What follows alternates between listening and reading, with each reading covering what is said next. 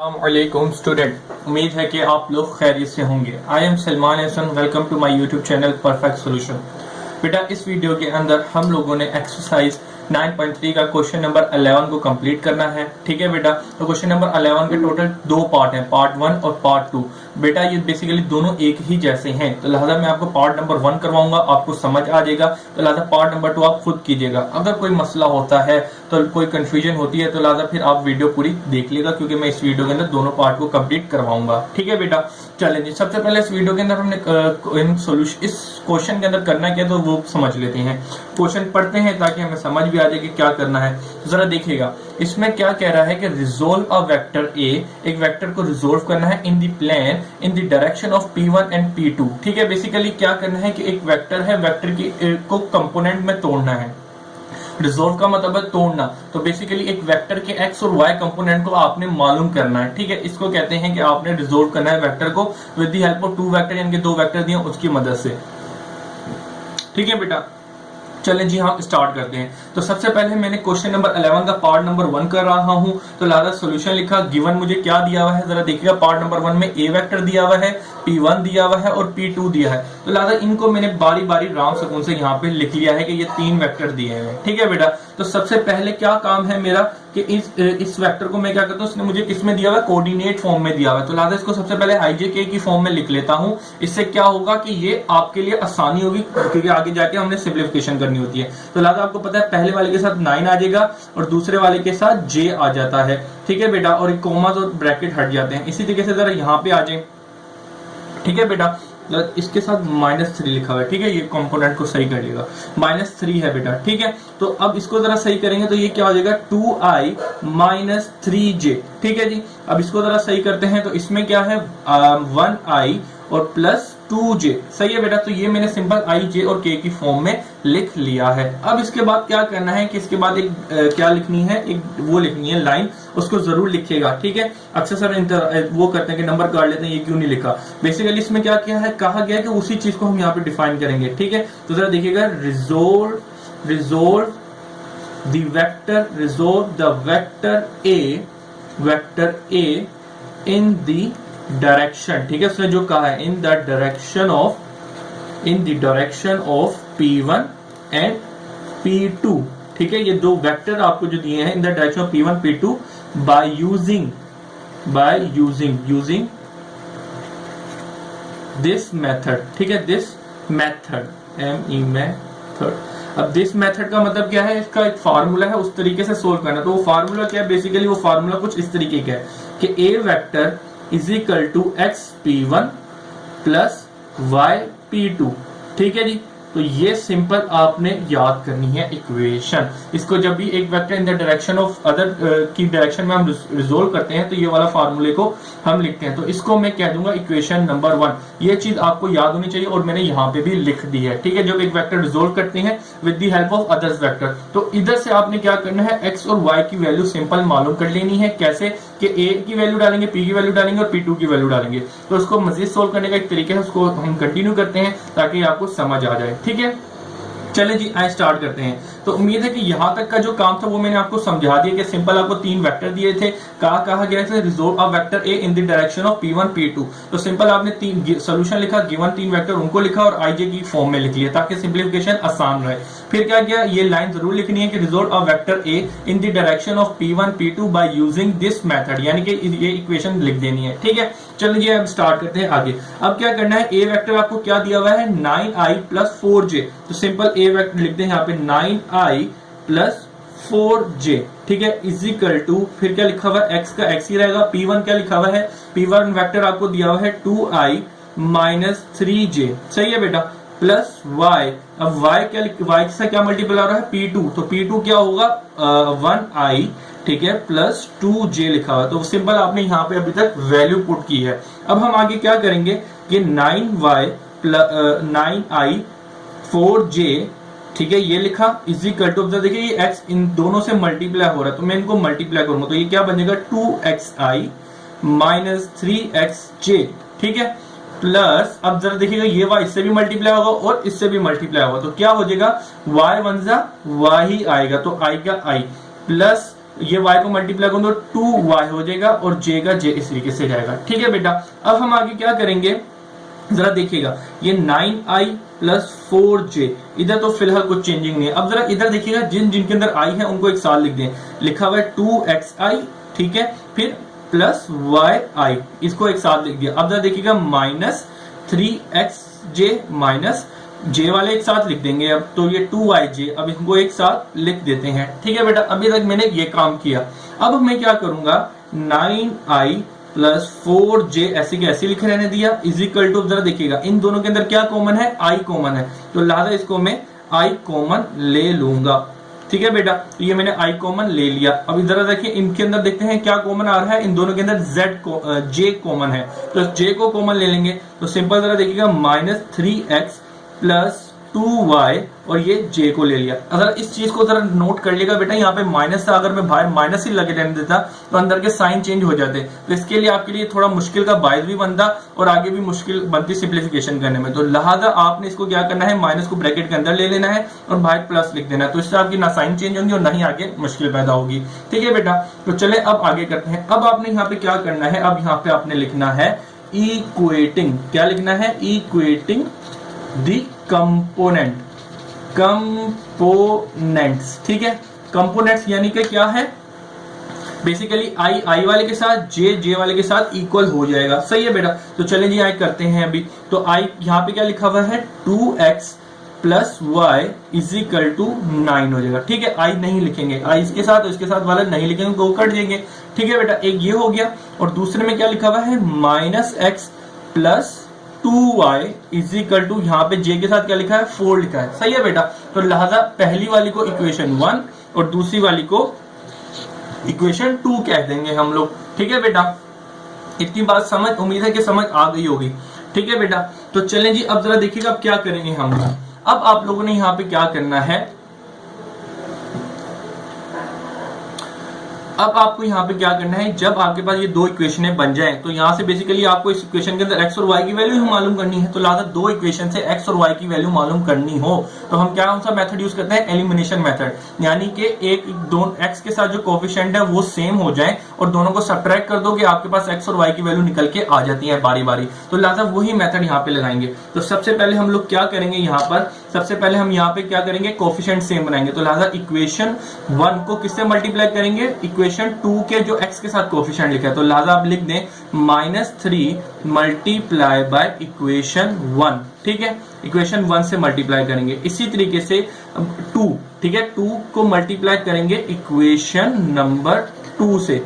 सही है बेटा, ये उम्मीद है कि समझ आ गई होगी। तो x इक्वेशन नंबर 1 के साथ जो लिखा है वो 2 से मल्टीप्लाई करेंगे और जो इक्वेशन नंबर 2 में लिखा है वो इक्वेशन नंबर 1 से मल्टीप्लाई करेंगे। सिंपल, मैंने जो बात कही थी वो लिख दी है। और इसके साथ क्या लिख देना है यहाँ पे, सबट्रैक्टेड। ठीक है, सबट्रैक्टेड बोथ। ठीक है, यानी कि फिर बाद में इन दोनों को सब्ट्रैक्ट करना है एक दूसरे से। तो लिहाजा सबसे पहले तो हम करते हैं, इक्वेशन 1 को किससे मल्टीप्लाई करना था, इक्वेशन 1 को -3 से मल्टीप्लाई करना था। चले हम मल्टीप्लाई करते हैं, तो बेटा 3 2 6 हो जाएगा और माइनस का, क्योंकि माइनस मल्टीप्लाई किया है। इसी तरीके से यहाँ पे क्या लिखा है 1, तो जब -3 से मल्टीप्लाई होगा तो यहाँ पे -3y बन जाएगा, इज इक्वल टू 9 से मल्टीप्लाई करेंगे -3 को, तो आपके पास आ जाएगा -27।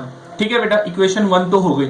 अब इक्वेशन 2 से क्या मल्टीप्लाई करना है, 2 मल्टीप्लाई करना है। तो सिंपल, अब हम 2 मल्टीप्लाई करते हैं। तो जरा देखिएगा, 2 मल्टीप्लाई करने से 2 3 6 हो जाएगा, माइनस का 6x, ठीक है, और प्लस 2 2 4y, ठीक है जी, और 4 इज इक्वल टू 8 हो जाएगा, क्योंकि 4 2 8 होता है। सिंपल, ठीक है बेटा। अब हमने क्या कहा है, इसको सब्ट्रैक्ट करना था। ठीक है, एंड में हमने कहा था सब्ट्रैक्ट करना, तो सब्ट्रैक्ट के लिए क्या करते हैं, साइन चेंज कर देते हैं। ये माइनस का था तो प्लस का हो गया, ये प्लस का है तो माइनस का हो गया, ये प्लस का है तो माइनस का हो गया। सिंपल, चलिए जी देखते हैं, ये प्लस का है, ये माइनस का है और ये प्लस का, तो ये तो कैंसल आउट हो गए। ठीक है बेटा, और ये माइनस माइनस प्लस हो जाएंगे, तो मेरे पास क्या बन जाएगा, -y। सही है, इज इक्वल टू, अब जरा यहाँ पे जरा देखिएगा, -27 और ये -8, तो माइनस माइनस प्लस हो जाएगा, तो -8 को माइनस कर दूंगा 27 के अंदर, यानी कि ऐड होंगे बेसिकली, तो ये कुल बन जाएगा 35। ठीक है बेटा, तो यहाँ से आपको किसकी वैल्यू निकालनी है, y की वैल्यू मालूम करनी है। तो जरा देखिएगा क्या करूंगा, y की वैल्यू मालूम करने के लिए ये मल्टीप्लाई और इधर जाके डिवाइड हो जाएगा। तो जरा एक बात जरा देखिएगा, ये माइनस माइनस प्लस हुआ तो ये माइनस का साइन भी इसके साथ लगा हुआ रहेगा। ठीक है बेटा। तो जरा देखिए -35 होगा, तो ये मल्टीप्लाई है, इधर जाके डिवाइड हो जाएगा। तो जरा देखना -35 डिवाइडेड बाय -7, तो जरा इसको कैंसिलेशन करेंगे तो ये माइनस से माइनस कट जाएगा और 7 के टेबल में 35 आता है 5 टाइम। तो लिहाजा y की वैल्यू जो आपके पास बनेगी वो क्या बनी 5। ठीक है बेटा, यहाँ पे आपकी जो y की वैल्यू 5 बन गई। अब हम क्या करेंगे, ये जो y की वैल्यू है इसको इक्वेशन नंबर 1 या इक्वेशन नंबर 2 में पुट करके वहां से हम x की वैल्यू मालूम कर लेंगे और x और जब y की वैल्यू आ जाएगी तो यहाँ पे हमारा 99% हमारा क्वेश्चन कंप्लीट हो जाएगा। ठीक है बेटा, तो चले जी आए इसको करते हैं दूसरे पेज पे। अच्छा जी, तो अब यहाँ पे आपने y की वैल्यू मालूम कर लिया। अब यहाँ पे आप एक लाइन लिख दिएगा कि put PUT put the value, put the value of y, put the value of y in equation 1। ठीक है, मैं इक्वेशन 1 में पुट कर देता हूं, सिंपली मेरे पास आंसर निकल के आ जाएगा। चले जी इक्वेशन 1 क्या लिखिए, सबसे पहले उसको लिखते हैं 2x plus y is equal to 9। ठीक है, तो इसमें y की वैल्यू पुट करते हैं, तो 2x, y की वैल्यू क्या निकाली 5, तो सिंपल आपने इसके अंदर y को लिख दिया और 9 इज इक्वल। तो अब जरा देखिए आपको यहाँ पे ये प्लस के अंदर जाके माइनस का हो जाएगा, तो 9 माइनस 5, तो 9 में से 5 गया तो आपके पास 4 बच गया। अब जरा देखिए ये 2 मल्टीप्लाई होता जाके डिवाइड हो जाएगा, तो लिहाजा x की वैल्यू जो निकल के आएगी वो क्या निकल के आएगी, ये डिवाइड हो रहा है तो 2 से 2 काट दें तो आपके पास सिंपल 2 बच के आ जाएगा। तो लिहाजा x की वैल्यू जो आपके पास बनी वो क्या बन गई 2 बन गई। ठीक है बेटा, अब बच्चे मैंने कहा था कि यहाँ तक कितना क्वेश्चन कंप्लीट हो गया 99%, लेकिन आपका आंसर अभी तक नहीं आया। आपका आंसर ऐसे निकल के आएगा, आपने डालनी है हेडिंग रिजल्ट की, ये t है। ठीक है बेटा, इसको t कर लेगा, मतलब l कर लेगा, रिजल्ट की स्पेलिंग सही कर लेगा। क्या करनी थी आपको, बेसिकली रिजोल्व वेक्टर करना था, x और y की वैल्यू मालूम करनी थी, वो तो आपने कर ली, लेकिन इस इक्वेशन को फुल करना है क्योंकि आपने इस मेथड से किया। तो लिहाजा जो आपने a is equal to x लिखा था ना, x p1 plus y p2, तो लिहाजा x की वैल्यू क्या निकाली, x की वैल्यू 2 डाली तो यहाँ पे 2p1 हो जाएगा। ठीक है, और y की वैल्यू क्या निकाली आपने, y की वैल्यू 5 निकाली तो प्लस 5p2 हो जाएगा। सही है बेटा, इस तरीके से ये जो आपका फाइनल आंसर बनेगा वो ये बनेगा। ठीक है बेटा, उम्मीद है कि ये चीज आपकी क्लियर हो गई होगी। इंशाल्लाह इसी के साथ अगला इसका पार्ट करवा रहा हूं, तो पहले आपने वो खुद करना है। अगर आपको कोई कंफ्यूजन होती है तो फिर आप वीडियो कंटिन्यू देखते रहें। ठीक है बेटा, चलें अब हम लोगों ने क्या करना है, क्वेश्चन नंबर 11 का पार्ट नंबर 2 करना है। तो लिहाजा पार्ट नंबर 2 मैंने लिख दिया है। पार्ट नंबर 2 में मुझे a, p1 और p2 दिया गया है। ठीक है बेटा, तो लिहाजा मैंने क्या किया है, p1 और p2 को ये यानी कि गिवन के अंदर सोल्यूशन लिखा, गिवन के बाद मुझे a वेक्टर दिया था, p1 दिया था और p2 दिया था, सिंपल मैंने वो लिख लिया है। ठीक है बेटा, अब मैं क्या करूंगा, इसको क्या करूंगा, कोऑर्डिनेट की फॉर्म में है, तो लिहाजा इसको सबसे पहले ij की फॉर्म में लिख लेता हूं, तो -3i प्लस 5j हो जाएगा। तो जरा यहाँ पे देखते हैं 1i प्लस 3j हो जाएगा और ये 2i प्लस 4j हो जाएगा। ठीक है बेटा, तो इस तरीके से हमने क्या किया है, अपने वेक्टर को ij की फॉर्म में लिख लें। इसके बाद आपने क्या लिखना था, resolve the vector a in the direction of p1 p2 using this formula, या मेथड लिखने कोई मसला नहीं है, यानी कि a रिजोल्व द वेक्टर करना चाहिए, ये वाला फार्मूला जो है आपको याद होना चाहिए।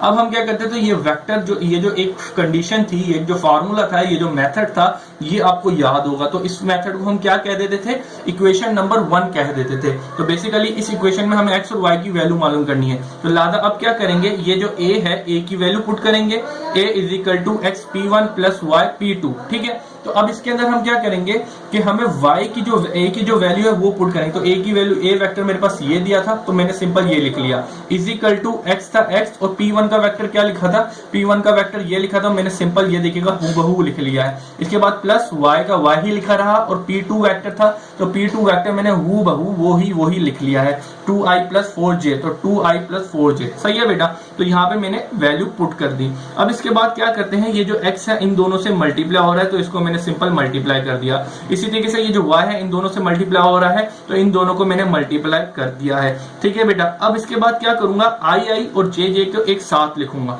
तो एक i इसके अंदर है और दूसरा i इसके अंदर है, तो इन दोनों को xi और 2i को देखिएगा एक साथ लिख दिया मैंने। इसी तरीके से अब j की बारी है, तो देखिएगा 3xj और 4yj जो है इन दोनों को इस दोनों के साथ ये मैंने एक साथ करके लिख दिया है।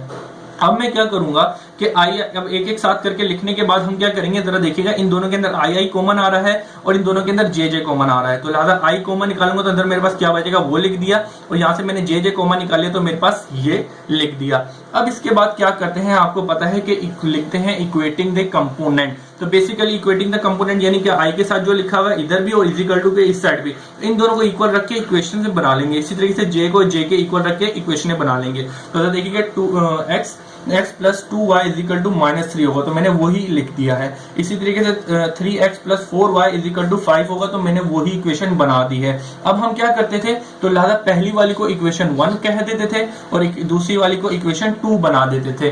ठीक है बेटा, तो अब हमने क्या किया है कि यहाँ पे यकीनन ये चीज मैंने आगे इसलिए नहीं लिखी क्योंकि हर चीज बच्चे को यहीं पे आगे मुश्किल होती है, तो अब यहाँ पे हम खुद स्टार्ट करते हैं लिखना। तो अब हम बता देंगे आपको यहाँ से x और y की वैल्यू मालूम करनी है। तो जब x और y की वैल्यू मालूम करनी है तो हम कौन सा मेथड लगाते हैं, एलिमिनेशन मेथड। तो बेसिकली कोफिशिएंट सेम होने चाहिए। तो लिहाजा सबसे पहले मैं क्या करूंगा, 3 मल्टीप्लाई बाय इक्वेशन नंबर 1। क्यों, क्योंकि इक्वेशन नंबर 2 में x के साथ 3 लिखा है तो वो 1 के साथ मल्टीप्लाई होगा और 1 मल्टीप्लाई होगा इक्वेशन नंबर 2 के साथ। तो लिहाजा 1 multiply by equation number 2। Simple, आपने ये वाला काम करना है। फिर इसके बाद में क्या लिख देना है, सबट्रैक्टेड। ठीक है, सबट्रैक्टेड बोथ इक्वेशंस। ठीक है, दो इक्वेशन को फिर सबट्रैक्ट भी करना आखिर में। इस तरीके से आपके पास x और y की वैल्यू निकल के आ जाएंगी। ठीक है बेटा, तो लिहाजा सबसे पहले इक्वेशन नंबर 1 से किसको मल्टीप्लाई करना है, 3 से। चले 3 से मल्टीप्लाई करते हैं, जरा देखिएगा क्या होगा।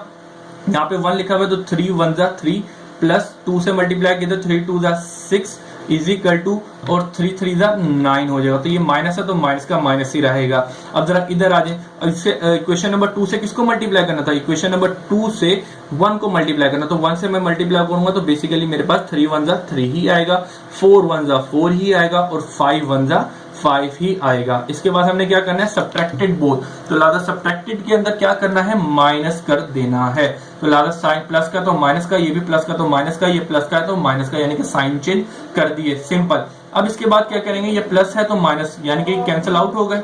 ठीक है, अब इसके बाद जरा देखिएगा, प्लस 6 है और माइनस 4 है, तो 4 में से 6 में से 4 माइनस कर दिए तो आपके पास यहाँ पे क्या बचा, 2y।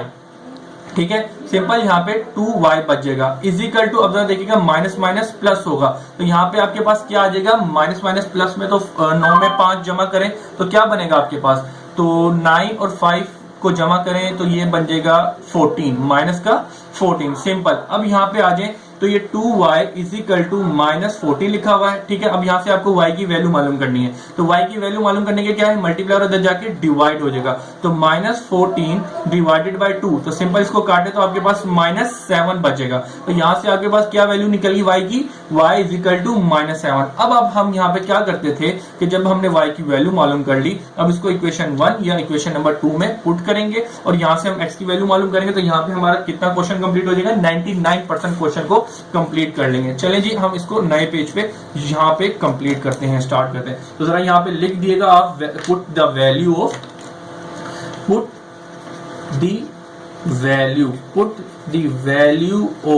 y इन इक्वेशन 1 में कर दें या 2 में कर दें, ये आपकी मर्जी है। ठीक है, तो मैं इक्वेशन नंबर 1 में ही पुट कर दूंगा, सीधा सीधा मेरे पास निकल के आएगी, ज्यादा सिंप्लीफिकेशन नहीं करनी पड़ेगी। तो लिहाजा सबसे पहले इक्वेशन 1 क्या दी हुई है मेरे पास, जो दी हुई है उसको मैं हूबहू लिख दिया। ठीक है बेटा, अब y की वैल्यू क्या दी है, y इज इक्वल टू -7, तो लिहाजा मैं लिख देता हूं 2 is equal to -7 is equal to -3।